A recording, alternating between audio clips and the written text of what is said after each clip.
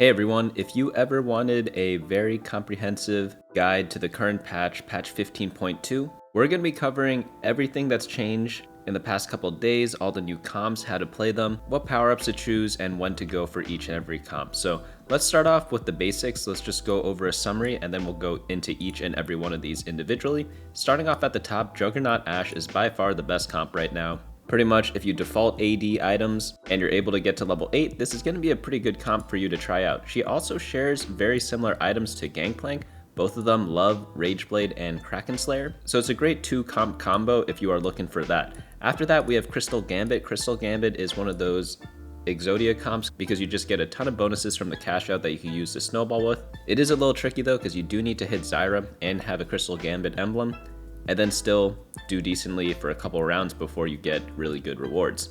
After that, we have Kayle Reroll. This is the newcomer to the S tier. This is probably one of my favorite comps out there right now. Kayle is so powerful. The one caveat with Kayle is that you need to get her early on because she is a stacking champion.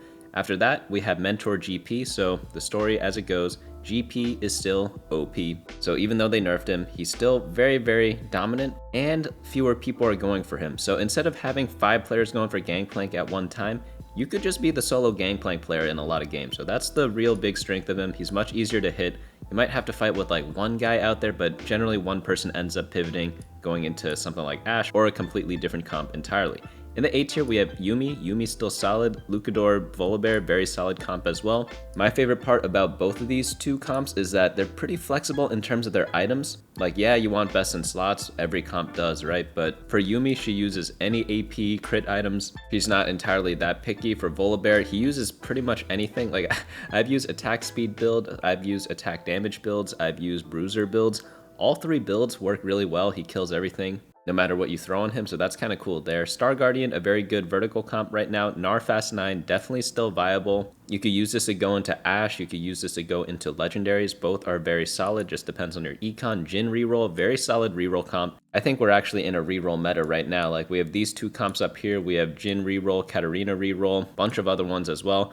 Sorcerer dropped down a lot, but still a good AP option, especially if you get a Mech start, or just get the plain old Sorcerer start. After that, we have Mighty Mech, decent vertical comp. It does get capped out a little bit early, so you do need to pivot into something else in the late game. In the B tier, Jayce and Caitlyn reroll is a new kid on the block. Decent comp, 3-cost reroll. If other people are going 3 costs, this is going to be a pretty good comp to go for. We're going to follow that with the crew, Kayle, Soulfighter, Smolder, Sniper, Cassante. I want to mention for the Darius comp, it is different than the Kayle comp, which does run Darius 3-star. So Darius in the Kayle comp, very good as 3-star, but alone in his old build, probably still in the B tier unless you get a really good artifact, in which case you could push him to A tier. Next up, we have his Duelist, and then lastly, Mentor Flex. That's going to round out the playable comps in this patch. So let's get right into this. Let's get into every single one of these comps. And at the very end of the video, I'll go over a little brief guide on how to play this patch based on your openers in stage 1. So let's start off with Juggernaut Ashe. This is just going to be a fast 8 or 9 comp, depending on how much econ you have, and you just play all the Juggernauts plus Ashe,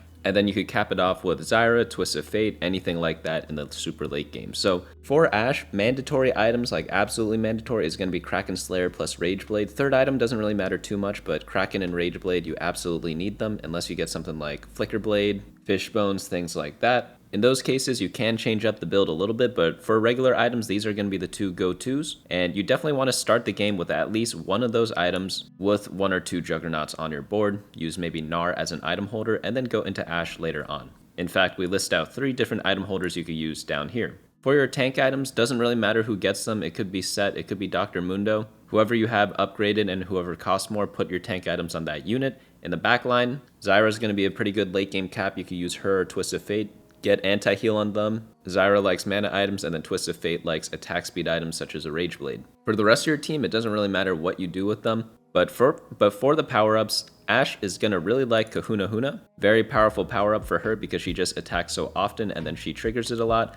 Desperado's pretty good. Shadow Clone is pretty decent as well. Honestly, a lot of things work pretty well on Ashe. For Set, any tank power-up will do. Before you get to Zyra, like let's say you're just not hitting any legendary that you want, you could use something like Colossal. It's pretty decent on him. At level 8, you could run 6 Juggernauts plus Ashe with the Colossal up there, and when you have that, you fill out all your slots, you don't have to worry about too much. But Colossal doesn't get offered all the time, so if that doesn't happen, go for Pure Heart. Pure Heart's really good whenever you have like a lot of different frontliners, so you just put him in the center and then he kind of heals everyone within a 2 hex radius. And then if you want him to super tank, resistance pretty fine, and then round 2 is also pretty good.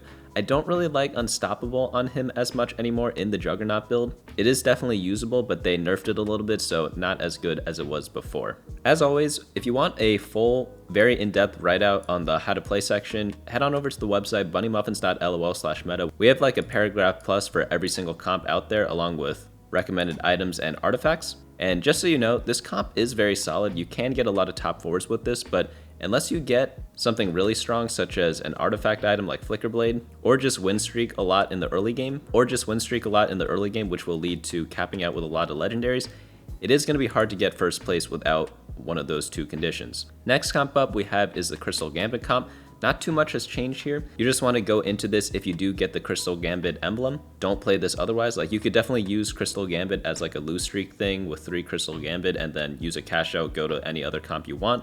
But if you're going 7 Crystal Gambit, which is what this comp is about, you need the emblem because it's impossible to hit otherwise. But pretty much you just play around Ashe as the same way. Like, your tanks are just the Crystal Gambit units. You get like, I think 400 health on each of your units when you get to 7 Crystal Gambit, and you get a bunch of damage amplification. So the stats just work out really well for Ashe and Zyra. Just throw a bunch of people in the front line and then the Rage Blade should take care of the rest. Not too much else to say here, just because it's really just dependent on getting the emblem and then getting Zyra early on in your game. Definitely take her off Carousel if you get it. Next comp up we have is Kayle Reroll. So we're going to spend a little more time on this comp because it is new. You want to do 2 cost reroll. What does that mean? Well, you want to either lose streak and then stabilize at level 6, and then roll down, stabilize there, and essentially just do a slow roll. Like, you want to level up to 6 on 3-2, get Kayle 2-star, maybe get another upgrade, maybe like a Rammus 2-star if possible, or even a Darius 2, one or the other, and then econ back up to 50 gold, and then you slow roll from there. So items for Kayle, it's very simple. You want Infinity Edge and Guard Breaker, mandatory,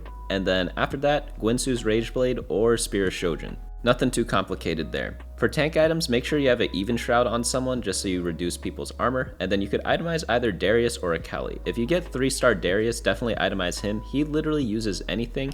It could be 3 damage items, it could be 3 tank items, or it could be 3 bruiserish items, or a mix of any of those items that we talked about. So he definitely works well with a lot of different things. You just need him 3-star. But if he's not 3-star and you have a Kayle, itemize a Kayle instead. She's really good with an anti-heal item such as Red Buff or Morello because she spreads it all around the backline. And then she's kind of more in a supportish role. She's not like the secondary carry even. I wouldn't even consider that compared to when you play her in the Cassante Akali build. Like, yeah, she will still do a lot of stuff, but the main carry is going to be Kayle. That's why you build the red buff on Akali, just so she can whittle the team down little by little, and then have Kayle clean everything up. So one thing that's super important with Kayle is that you absolutely need her to drop from a stage 1 orb.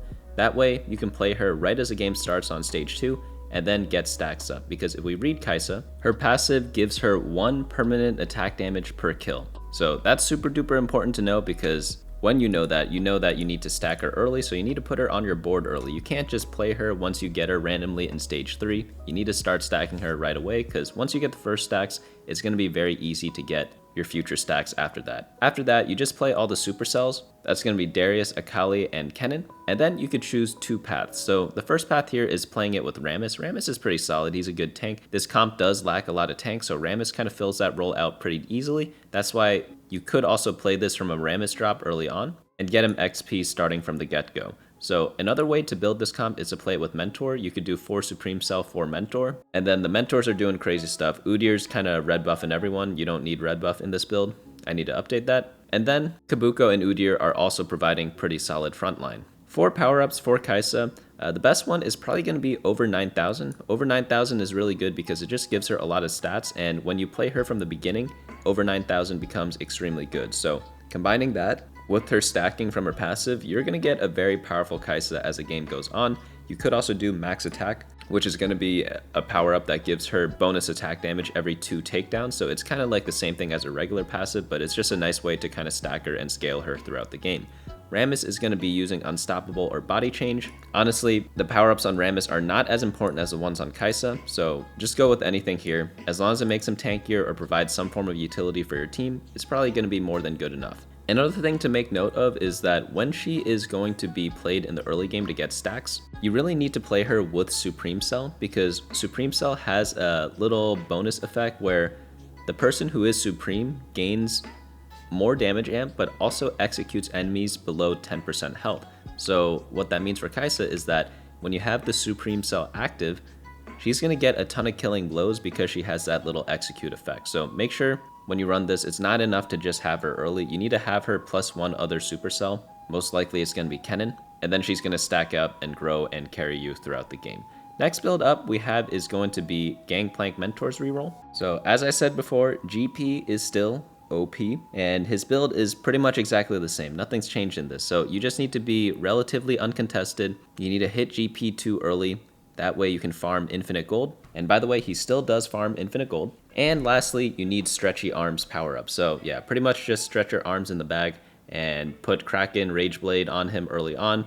Edge of Night is going to be a great third item to cap him off. And then reroll for him and Kabuko at level 6. Once you get Gangplank to 3-star, level up to level 7, finish off Kabuko if you haven't already, and then also get Yasuo. Yasuo is actually a pretty crucial component of this comp because he has great backline access. So him combined with Stretchy Arms GP work together to sometimes just kill a lot of backline units. But the key part about this comp is getting lots of swords and bows because you can use infinite amounts of them on both Gangplank and Yasuo, throw all your tank items on Kabuko, and then farm infinite gold, farm infinite life total, and farm infinite LP after that. So again, power up Stretchy Arms, absolutely mandatory. Save all your removers for this. You can make it work with other ones, but it definitely is not as strong. I'd say it goes from like S+ tier to like maybe A- tier if you don't have Stretchy Arms, you know? So unless you're really getting Gangplank 3-star for free, you absolutely need Stretchy Arms for it. If not, it just won't work. For Yasuo, he can use a bunch of different things. Thrill Seeker, Final Boss, Unflinching, all very solid options. Kabuko is going to use Unstoppable and Tankzilla if you get him. So the rule with power-ups is always use your first one on Gangplank, and then for your second one, use it on Kabuko first, and then once you 3-star Yasuo, swap it onto Yasuo. But the comp's the same. A lot of people say like, oh, it's a new patch, and it was like a pretty big patch as a lot of people thought before, but some people are like, nope, just kidding. It is kind of like a very similar patch to last time because Gangplank is still incredibly strong and reroll is still very good right now. By the way, one thing to note with this comp is that don't be afraid to roll for GP 2-star early on in the game, or even GP 3-star during stage 4 in the early parts, because getting 2-star GP on stage 3-1 or 3-2, even if you spend like 20, even 30 gold on it, it's completely fine to do because he's going to make you that money back. So if you're 50 gold, level 6, and you're like, oh, I have 2 GPs, roll until you hit GP 2-star, because when you dig deep for it, you will hit it eventually, right? Like it could cost you a ton of gold. I'm not saying it can't, but he's going to make you that gold back if you have Stretchy Arms and good items for him. So if you have the right setup, like at least 2 items plus Stretchy Arms, do not be afraid to roll for 2-star GP. And during stage 4, whenever you're like 1 or 2 off of him, don't be afraid to roll down past 50 gold for GP 3-star, because he's going to get you all that gold back and more once he's upgraded, because he's just going to be killing everything, executing everything, and ideally dropping gold when he does it. So yeah, pretty good comp, very easy comp, but it is a little bit contested. Next build up we have are the A tiers. So A tier is going to be still solid comps, just not as hard forceable, not as OP as the S tier. So still very solid comps if you are getting a direction for them. For example, for Prodigies, if you have a 2-star Ezreal at the start of the game and you have 3 Battle Academia, like yeah, definitely hard force this comp from the start. But unless you have that, like you might want to flex into this comp or maybe play something completely different. A tiers are still very good, but again, you just need a little bit more going for you. But if you do end up hitting this comp with 5 Prodigy, 5 Battle Academia, 2-star Leona, 2-star Yuumi, you will win a ton of games, or at least top 4 of them, because for some reason, Leona is so tanky and Yuumi benefits a lot from long fights. So last patch, fights were actually pretty quick. The reason why is because Sorcerers were very high up in the meta, and Sorcerers pretty much end the fight really, really quickly because they don't have that strong of a front line. So because Sorcerers got nerfed a bit, this comp got a little bit better because Yuumi is able to get more and more cast off, and when she gets more cast, she gets more cards that she could throw, and then she just ends up doing a bunch more damage. So this comp is very, very strong still, even though Prodigy got nerfed a bit because of the meta change and like the team comp shifting around. It's still very solid at the top of the A tier because of all the reasons I talked about before. Build on Yuumi is just going to be Jeweled Gauntlet plus Guardbreaker. Third item doesn't really matter too much. It could be Hextech Gunblade, it could be Archangels, it could be Rabadon's Death Cap, it could even be Morello or Void Staff. Third item really doesn't matter. You just need 3 items on her. Anything that gives her AP and crit are going to be good to go. And then throw all your support items on Malzahar. I wouldn't really recommend itemizing Seraphine. She's really not that good in this comp. She's mainly just good in Star Guardian. And then for Leona, just any 3 tank items will do. And if you get K'Sante 2-star before Leona 2-star, itemize your K'Sante and then swap the items over later once you get Leona 2. Pretty straightforward comp to play though. You have 9 units you see here, but if you are level 8, just drop K'Sante if you get an early Seraphine. If not, play the K'Sante if you do not have Seraphine, but the main power spike comes from 5 Prodigy. The reason why is because when you get 5 Prodigy, you get a little life steal bonus, which is really nice in this team comp. So all the damage your Prodigies deal, they'll heal whoever is low, and that's how you buy even more time for your Yuumi to kind of stack up and get lots and lots of cards. I don't even know if she shoots cards. She shoots some sort of projectile. I forget what it's called. They look like cards though. Speaking of projectiles, one really good power up on Yuumi is going to be Bullet Hell. Probably going to be one of the best ones she can get. But Keen Eye is pretty good, especially if you don't have Void Stab. Honestly, a lot of different things work on Yuumi, but Bullet Hell is going to be the one to fish for if you have like maybe 3 power up removers that you have spare and ready to use. For Leona, Resistant, Selfish, and Tankzilla are going to be all solid options. Anything that makes her purely tankier and stronger are going to be good to go. Unstoppable, not really that great. It's more of a utility one for her. I'd rather have her be more robust and just like a pure tank. That way your Yuumi can have more time to farm up her ults and get really big in the later parts of the fight. But just fast 8 for this comp, do it from an early game AP start. You could flex this build and the Sorcerer build if you slam a Jeweled Gauntlet Guardbreaker early on, or like Morello and Voidstaff, and you can't really go wrong when you play this. Next build up we have is going to be the Star Guardian comp. This is probably the strongest vertical comp out there right now.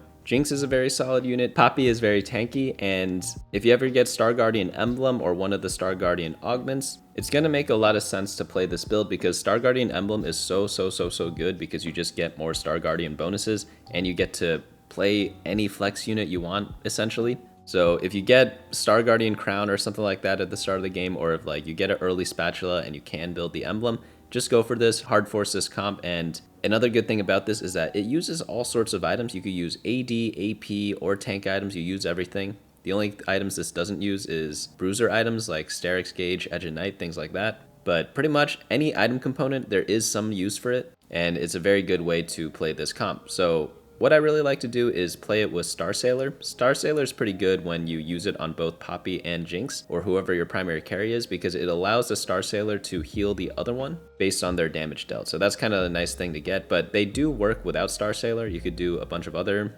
power-ups. You could use pretty much anything works on Poppy. Like I don't know of a single bad Poppy power-up. For Ahri, Mage is pretty good because it lowers the damage and shoots 2 instances of her spell instead, and since she overkills a lot, especially as a 3-star, it's kind of a nice little bonus. But Jinx also uses a lot of different stuff. Precision is really good, but you could also use Critical Threat or Sky Piercer if you don't have Last Whisper and things like that. I actually really like Sky Piercer because it allows you to get both magic and armor shred.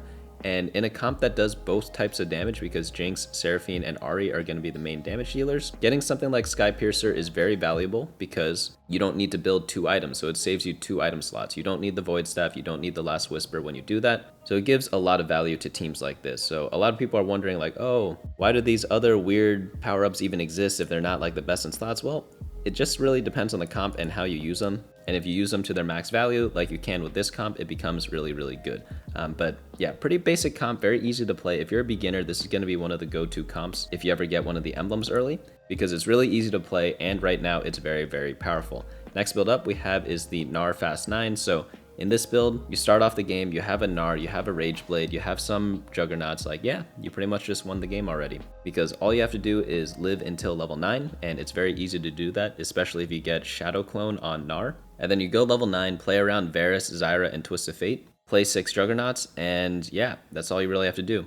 Once you get 2-star legendaries, they pretty much kill everything. Like Varus is an absolute monster with Infinity Edge plus Guardbreaker. I find that his 3rd item doesn't really matter too much. I prefer like a mana item, so something like a Spear of Shojin, Adaptive Helm, things like that would do pretty nicely. But since you built the Rage Blade in the early game for your Gnar to get to level 9, you could just throw it on Varus. If you get Twist of Fate 2-star, throw it on Twist of Fate instead. Zyra uses all sorts of different items. Just 1 mana item plus 2 AP is going to work fine. And then for Mundo, I like having pure tank items on him, but honestly, anything works. Just slam whatever items you can in the early game, because when you do a fast 9, like, you just need to build any item you can. That way you get as much value out of it as you can, and as early as you can. So if you have like a weird looking Mundo with like Crown Guard, Protector's Vow, things like that, like that's perfectly fine. As long as you get to 2-star legendary status, like multiple 2-star legendaries, you're gonna be winning a lot of games. So very good comp if you want to get to first place, but it requires a very specific start. It requires 2-star Gnar early with a good power up, Shadow Clone being the best one. I believe we list some of them over here. Like, yeah, you could use Kahuna Huna as well, but Shadow Clone's going to be the major one to go for. And then for Mundo, you just need him 1-star. Like 2-star is ideal, obviously, but as a 1-star with a bunch of random Juggernauts in there, depending on the state of the game, it could be 2, 4, or 6. With 2 Luchadors, he is going to be so tanky still, even though they nerfed him. But overall, very solid Fast 9 comp, definitely very, very viable. It is a little tricky to play though, so we do have this like 3-paragraph write-up on the website, bunnymuffins.lol/meta, if you want to dive like really deep into this comp. So let's get on into the next comp though. We have the Jhin reroll comp. So this comp plays very similarly to the Gnar Fast 9 comp, except you just do a 2-cost reroll. So if you get an early Mundo with Juggernauts and then like, hey, you see some Jhins there, you use your power up, you're like, oh, I got Artistic KO. You can definitely play this comp out. If you built the Rageblade and had it on your Gnar earlier on, you just move it onto your Jhin, as Rageblade is going to be his best item. So it works out really well whenever that happens.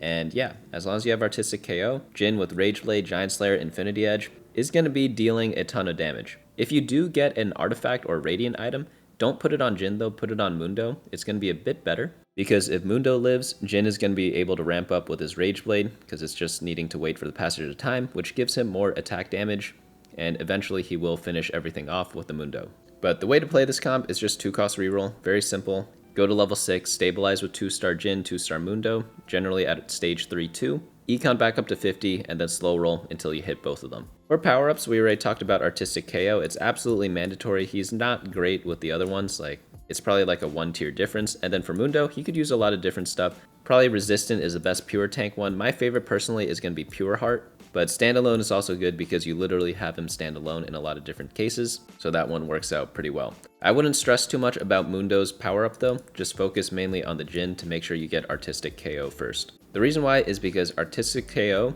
allows Jin's overkill damage to hit more people, and oftentimes his force shot definitely does do a bunch of overkill. Next build up though we have is Battle Academia Katarina, so bit of a weird positioning, but it's probably the best one to do. Just go full side to side. People call this the Moses positioning or whatever. And the reason why you do this is because when they're split like this, their team ends up splitting up half and half. And then once your Katarina finishes killing 1 or 2 tanks, she jumps to their backline and kills them. And then after that, she walks all the way to the other backline, kills them, and then kills the tank. So what you want to do with this comp is position every single turn.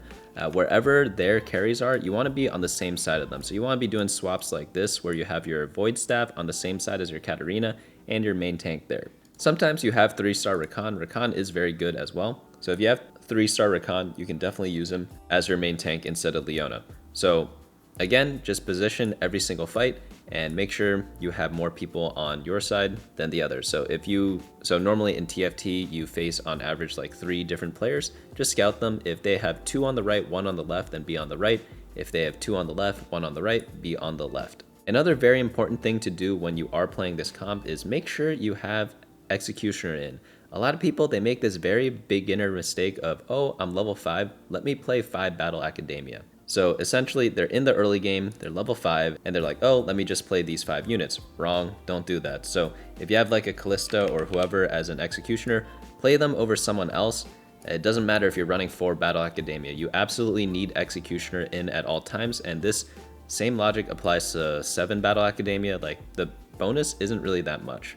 You get 2 more potential, you go from like 5 to 7 potential, and that just doesn't do anything for your team because the scaling isn't that great. Like, you'd rather just have the execute ability up there because it literally gives Katarina another item. It gives her a jeweled gauntlet essentially, right? So always prioritize having Executioner in. After that, you can put in as many Battle Academia as you want. Another thing to note is don't go heavy into Executioner. It doesn't actually scale that well as a trait, so once you have 2, that's all you need. You don't need 3, 4, or 5, at least until they buff it. Other things to note is that with Katarina, you really want to only play this comp with artifacts or radiant items because these items make her jump up a ton. Don't believe me? Let's check out the data. So if we put in Katarina, put her to 3-star, 3 items or whatever, you'll see that she has a 4.31. Not that great, right? I mean, it obviously is above average, but that assumes that you hit 3-star Katarina and you have 3 items on her. But if you look at her builds and you're like, oh, what if we have Dawn Core on her? 3.8. What if we have Zonias on her? 3.98. Like, you definitely want artifacts and radiance on her. Like, Hand of Justice, 3.55. Like, Radiant Hand of Justice. I mean, if you ever get that, then yeah, like, sure, you can do whatever you want. But what I'm trying to say is radiance and artifacts matter a lot on her because she's the only unit that matters in your whole team. Like, you don't care about Yuumi. You care about your other tank a little bit, but not really. So you're really just focused on your Katarina. So the only way to put more power on her is by getting these super items, right? And if you don't get that, it's gonna be a little hard to cap out this comp. I know when you look at data, like pretty much artifacts and stuff like that do make almost every comp better, but not at the scale that this does. Like, this is literally bringing it from a 4.3 to a 3.55. Like, that's absolutely ridiculous. If we look at, let's say, Volibear, for example, let's put in Volibear there. If we look at some of his radiance, like, okay, he's at a 4.42. And then if we look at radiance, like, look, Radiant IE 4.24, Radiant Guardbreaker 4.29, Prowler's Claw 4.36. Like, yeah, it does make him better, but nothing to an insane amount, right? The only one that does like a big difference is going to be Spectral Cutlass, according to the stats at least, right? But like the Radiant items, 4.59, 4.51, they don't do as much on him. And that's because when you play Volibear, there are a lot of other different characters that do a lot of stuff on your team. But when you're playing Katarina, she's legit the only unit that matters. So that's why Radiance and Artifacts do much better on her compared to other teams. But yeah, just do 2-cost reroll, Katarina, Rakan, put them in the bag, put them on the board, and get a lot of gloves because you need them for your team. You want both Hand of Justice and Guardbreaker. They are the best items by far. And Edge of Night is pretty mandatory because it gives her essentially 2 lives. I know cats normally have 9 lives, but 2 is good enough for this comp. Next build up we have is going to be the 6 Sorcerer comp. Definitely got nerfed a bunch, but definitely still playable. So you just really want to play around your Karma.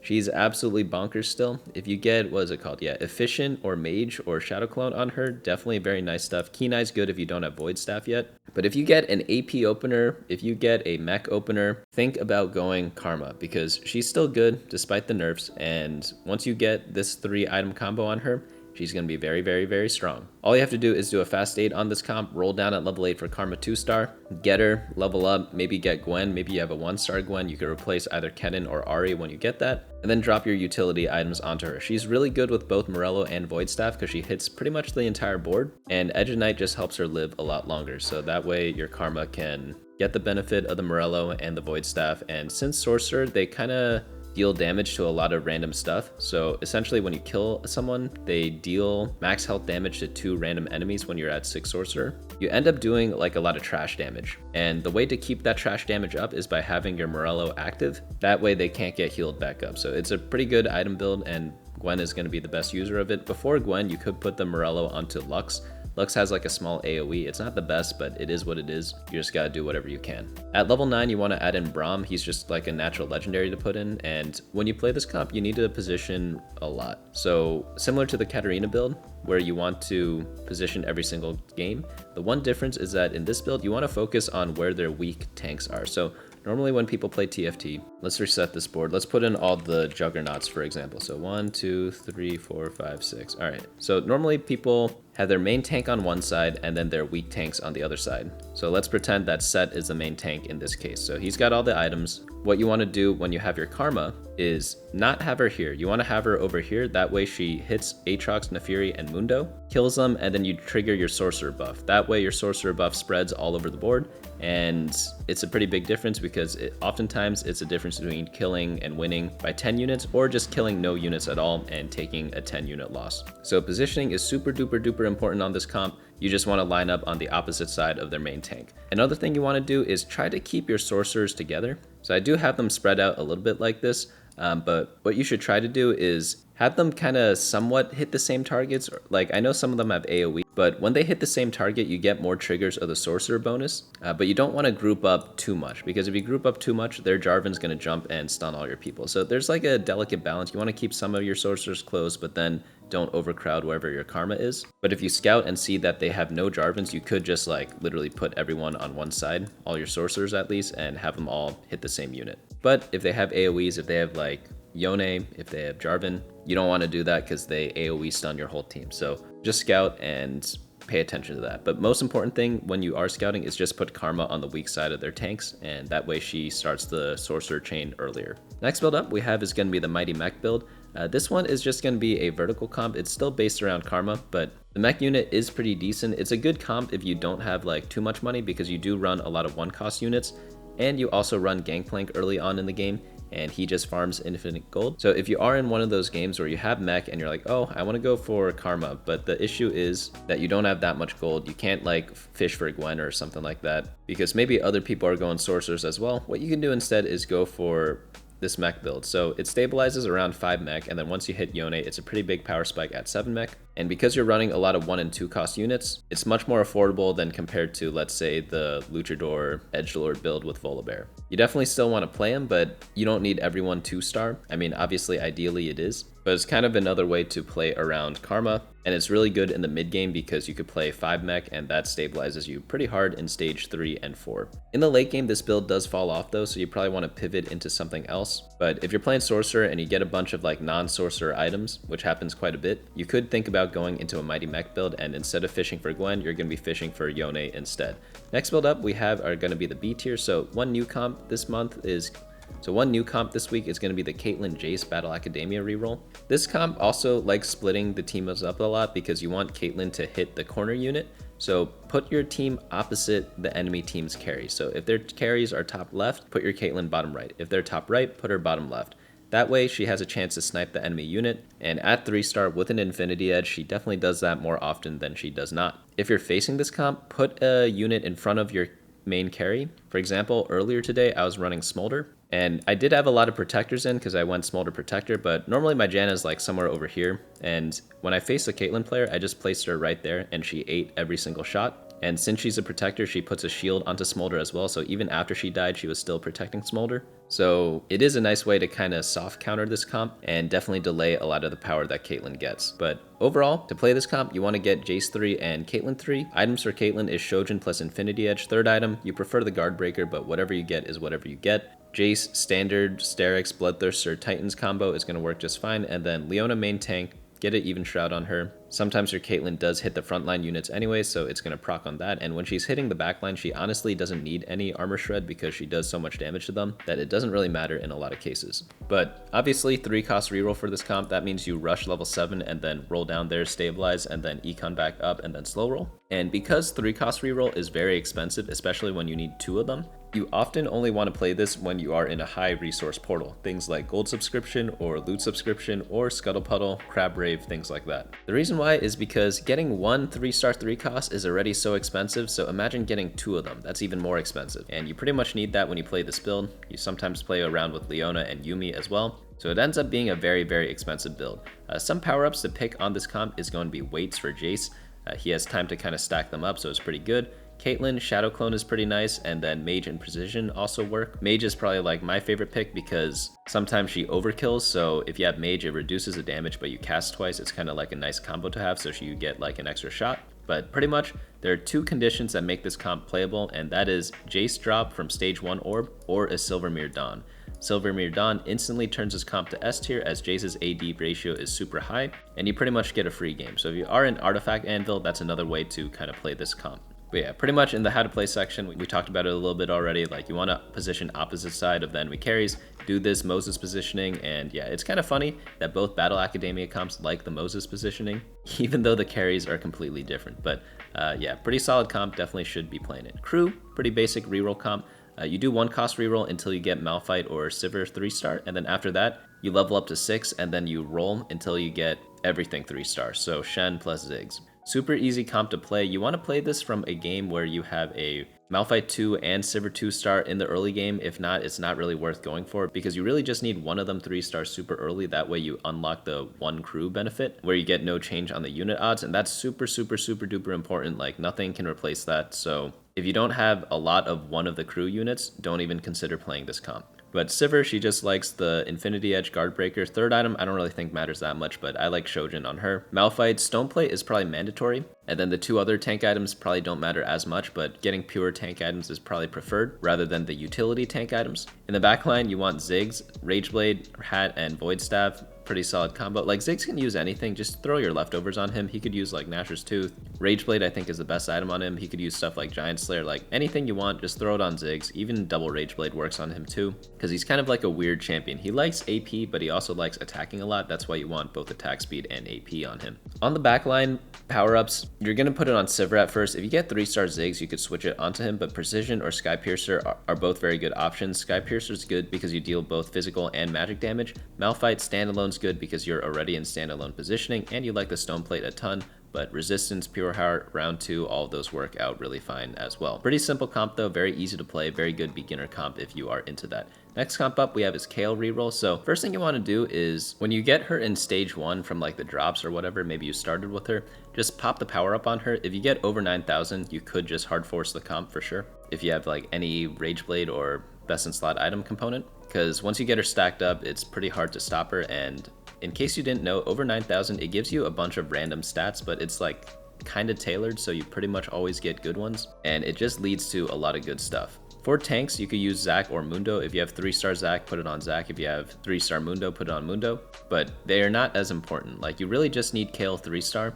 Once you get that through 1-cost rerolling, you want to power level to level 9, and that really activates her. So what most people like to do when they play this comp is either have the over 9,000 thing, or you are in a high resource portal. That way, you can hit the 3-star Kayle very easily while still having enough econ to reach level 9, because it's pretty hard to reach level 9 in case you are new to the game. Doing it without rerolling is already very difficult, so yeah, do everything in your power to hit Kayle 3 as early as you can, then just spend all your gold into leveling up. Get as much interest as you can, because honestly, none of the other levels matter that much unless you have Final Ascent.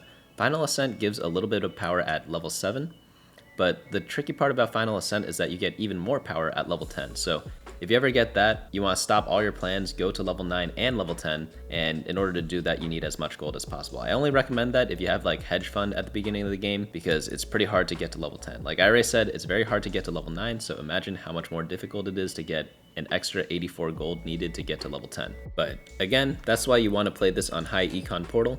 If you get that, it's very easy to do. Not easy, it's manageable to do. And if you do meet the requirements, you will have a very good game. So other things to think of when you're playing Kayle is Radiant and Artifact items. If you ever get a Flicker Blade on Kayle, it's just absolutely bonkers broken. If we go to stats, explore, type in Kayle, and what do you think her stats are gonna look like? So just as a 3-star, she is averaging 4.36. When we go to items, what are we gonna see for Radiant Rageblade? 3.43. What are we gonna see for Flicker Blade? 3.41.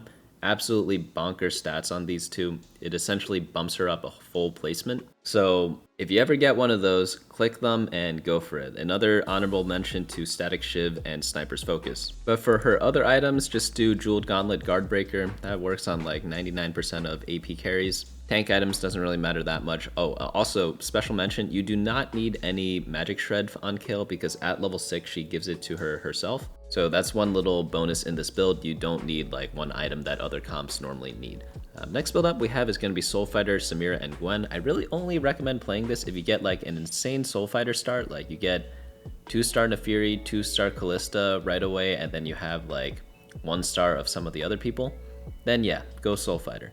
Another reason to go for this is if you get tournament favorites. That's such a good augment for this, because you get a ton of gold in the early game based on the damage you deal with your Soul Fighters, and then later on you get copies of your 4 and 5 cost units. So you can get like your set very easily, you can get Gwen very easily, and then it's just a really nice way to snowball the game. But one good thing about this comp, it's very similar to Star Guardian in that you could use all sorts of different items. You could use tank items, you could use AP, you could use AD. So if you ever get a bunch of flex items, it's really nice to have. But again, with tournament favorites, it's really easy because you just get all the champions you could ever want. So it makes it easy to hit the 8 Soul Fighter spike. But for Samira, IE, Guardbreaker, Shojin can be a good combo on her. For Gwen, Hemorrhage or Needlework work out pretty decently. For Set, any generic tank power up will do. Next build up we have is going to be the Protector Smolder build. Only play this if you get an early Smolder. If you can play Smolder early on in stage 2, get the stacks up, get the levels up as quickly as possible, that's going to make you reach your power spikes much easier. So do that, play Protectors, or you can play Juggernauts.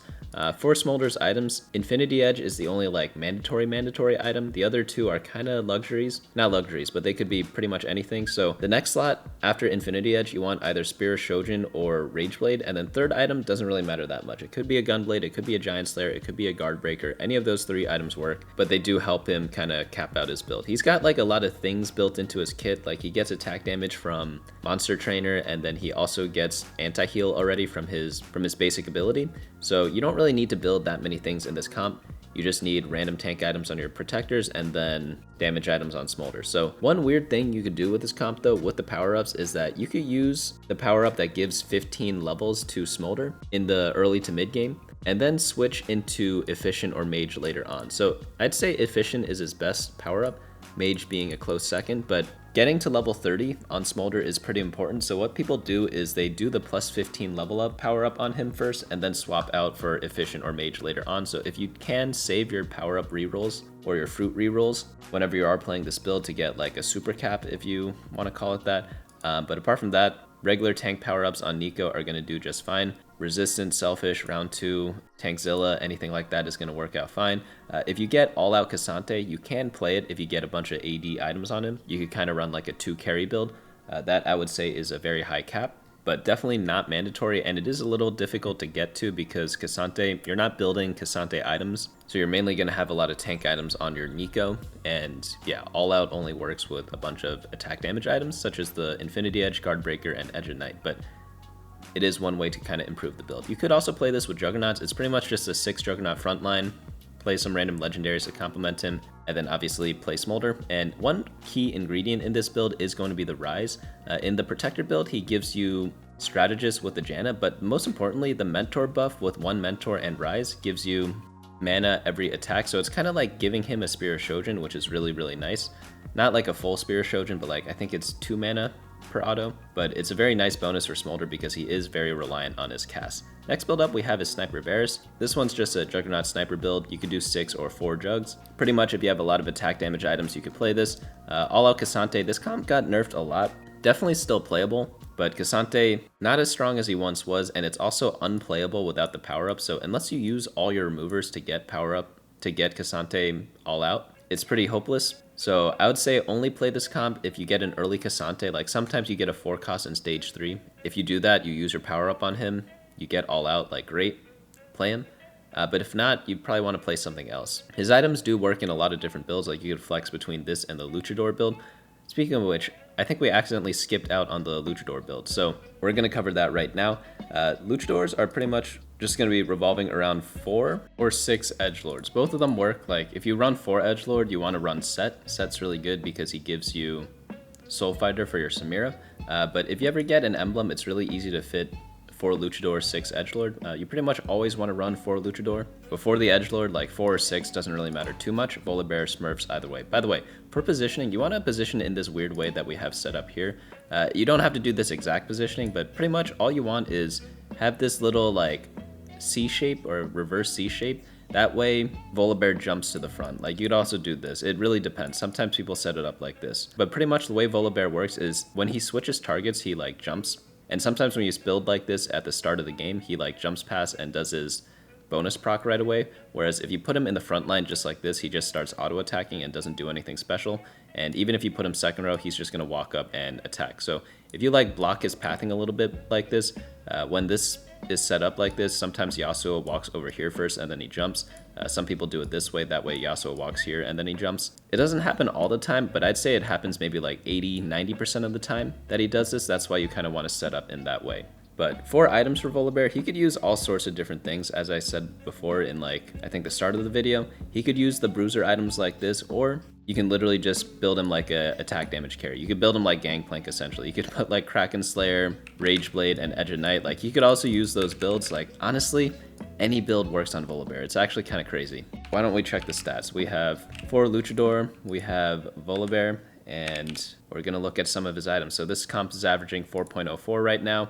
And if you look at the items, switch to champion only, literally everything works. Like Infinity Edge, Edge of Night, Guard Breaker, Hand of Justice, like they're all in the 4-point-somethings, right? Kraken Slayer, Titans, Derex, Rageblade, BT, like the items you build, Deathblade, they don't really matter that much, right? So that's one really good thing about this build, is that the items for Volibear are super flexible. Samira is also like decently flexible too, but I think she's a little more item reliant than Volibear is. But pretty much anything works in this build. Just slam as many attack damage items as you can, and you'll be able to make use of them. So that means you could pivot into this build from like a Gangplank start.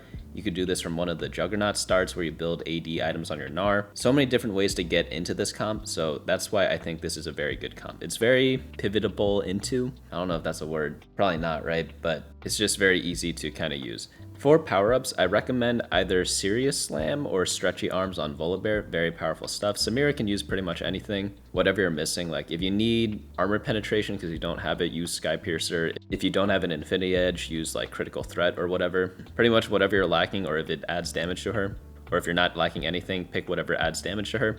It really depends on what build you have and what board you have. In the super late game, you obviously cap out with Yone. Yone's not that important, honestly, but he is pretty good. But most of the game, he's going to be 1-star, so your main bread and butter is going to be Volibear and Samira.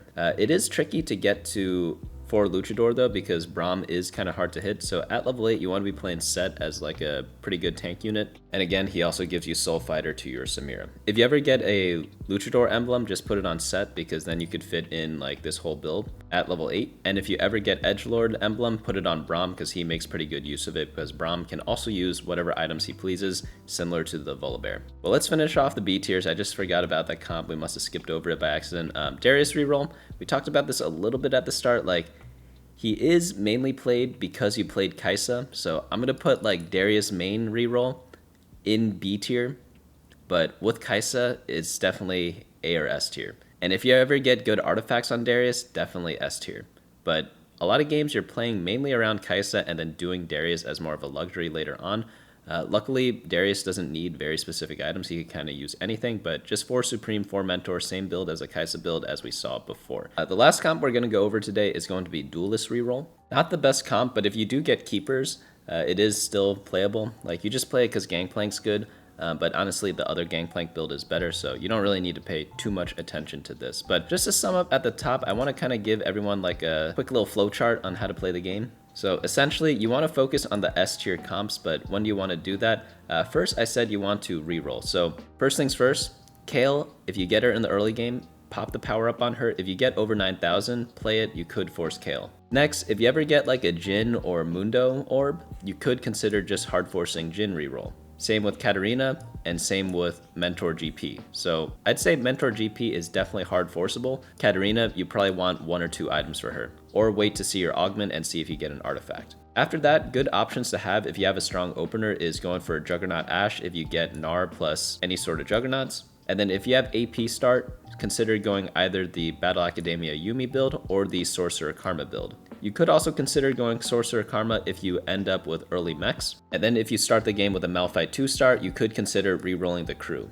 Lastly, we have Kai'Sa reroll. If you get an early Kai'Sa and you have an item on her and you have one other Supercell unit, you can just start farming her up with the kills and go into that. If your opener sucks and you can't do anything, you could just lose streak and then just play any of the level 8 comps. So you could just do lose streak into Juggernaut Ashe, Yuumi, Edgelord, Sorcerer, Cassante, things like that. It's not ideal, but it is what it is. Pick an econ augment or a lose streak augment such as like Patient Study. Get to level 8 really quickly, stabilize a little bit in stage 3 if you need to. Whatever comp you have items for, just lean into that. But that's going to be pretty much all there is to know about this patch. I'll be doing a weekly update, so next Friday you should expect another video, maybe on Thursday, it depends. Maybe they add a B patch, maybe this weird comp gets discovered, but whatever it is, you will be able to find the most updated tier list on bunnymuffins.lol/meta. And for all data checking needs, if you're into that stuff, head on over to teamfight.lol where you can check up stats in the Explored, where you can check out stats in the Explored tool.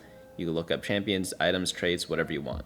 And you could also look up your own profile up there. But that's going to be it for me today. I am also going to do my unranked to diamond video. So if you want to submit your VODs for whatever rank you want, like we take all ranks, head on over to the website, go to the submit your game thing up here, and maybe you'll be in my next video. And if you need coaching, like we have a bunch of coaches that I found on the website here, so you could like check that out. Just depends what you want on how to get better. But yeah, check out other videos, check out the website, and I'll see you all next time.